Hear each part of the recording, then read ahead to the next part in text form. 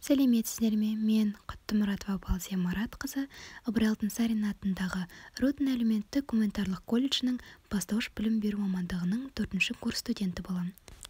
Бүгінгі видео сабақ дүниетану пәні бойынша жүргізіледі. Көрсетілетін сабақтың тақырыбы менің ата-тегім қайдан бастау алады. Оқу мақсаты отбасы мүшелерінің арасындағы туыстық қатынастарды түсіндіру болып табылады. Сәлеметсіңдер ме балалар? Көңіл-күйлерің қалай? Өте жақсы. Балалар, бүгін біздің сабағымызды мына өлең шумақтарымен бастаймыз. Тақтаға назар аударып, бәріміз бірге қайталайық.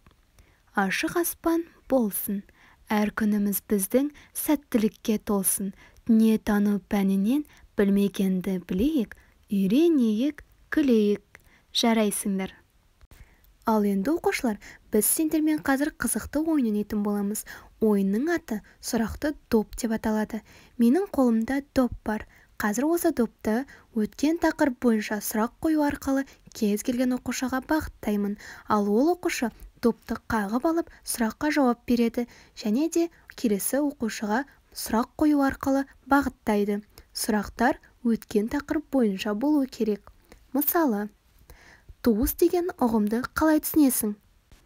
Допты қағып алған оқушы осы сұраққа жауап береді де, келесі сұрақты қойып, басқа оқушыға бағыттайды. Солай ойынымыз жалғаса береді. Жарайсыңдар, өткен тақырып естеріңде жақсы қалыпты. Балалар, тақтаға назар аударайық. Тақтада тұрған ребусты шешіп көрейік. Бұл ребустың жауабы бүгінгі біздің жаңа тақырыпқа байланысты. Мұқият ойланамыз. Дұрыс, жауабы ата-тек. Жарайсыңдар. Бүгінгі біздің тақырыбымыз менің ата-тегім қайдан бастау алады деп аталады. Тектілік сөзінің өзі тек сөзінен шығады. Біздің әрқайсымыздың тегіміз көнеден бастау алған ежелгі бір ру тайпаның ұрпағы. Адамдар өз ата-тегін таратқанда бір атадан өскен әулеттің ұрпақтарының тізбесін жасайды. Көптеген халықтар шежірені тармақталған ағаш бұтақтарына балайды. Қазақ халқы әулеттің шығу тегі мен таралуын шежіре деп атайды. Қазақ халқы ата-тегін ерлер тарапынан, яғни әке жағынан таратады. Салт-дәстүрге сай, біз жеті атасын білу аса маңызды. Жеті атасын білу тектілік деп саналады. Балалар, тақтаға назар аударамыз. Тақтадағы ағаштағы жазуларға мән берейікші. Төменнен жоғарырақ оқып көрейік. Бала, әке, ата, арғы ата, баба, түп ата, тек ата. Жарайсыңдар. Бұл ұрпақтар сабақтастығы қалай қалыптасылған туралы белгісі. Ал қазір біз жеке жұмыс орындайтын боламыз. Тақтада тұрған әріптерді көріп тұрмыз ғой. Сол әріптерді пайдалана отырып, отбасы мүшелерінің атын шығарып көрелік. Мысалы, ата, әже деген секілді. Тамаша. Жарайсыңдар. Бойымызды сергітетінде уақыт келіп жетіпті. Тақтаға бәріміз назар аударайық. Бойымызды сергітіп болсақ, сабағымызды әрі қарай жалғастырайық.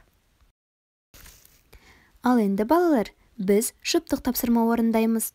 Шежіре бойынша адамның өмір сүру жасының орта есеппен 25 жас деп санасақ, жеті атаның шежіресін білу қанша уақыт аралығын қамтиды? Осы сұраққа жұптарыңмен бірге жауабын іздеп көріңдер. Жарайсыңдар, өте жақсы жұмыс атқардыңдар. Балалар, тақтада тұрған алма ағашына назар аударайықшы. Алмалардың барлығы түсіп қалыпты. Біз соны толықтырамыз. Мен қазір сендерге қызыл және жасыл түсті күлегешті алмаларды таратамын. Сендерге бүгінгі сабақ ұнаған болса, әрі қызықты болса, жасыл алманы алып, бүгінгі әсерлеріңді жасыл алмаға жазып, ағашқа қыстырасыңдар. Ал егер де сабақ сендерге қызықсыз болса, ұнамаған болса, қызыл алманы алып, ұнамаған бөлігін жазып, ағашқа жапсыратын боласыңдар. Тамаша, жарайсыңдар, рахмет. Ал енді сендерге үйге тапсырма. Ата-аналарыңнан өздерінің ата-бабаларың туралы сұрап біліңдер. Олардың есімдерін біліп келуге де тырысыңдар. Келесі сабақта барлықтарың айтып беретін боласыңдар. Жарайсыңдар оқушылар, бүгін сендер өте жақсы жұмыс атқардыңдар. Сабақ аяқталды, сау болыңдар.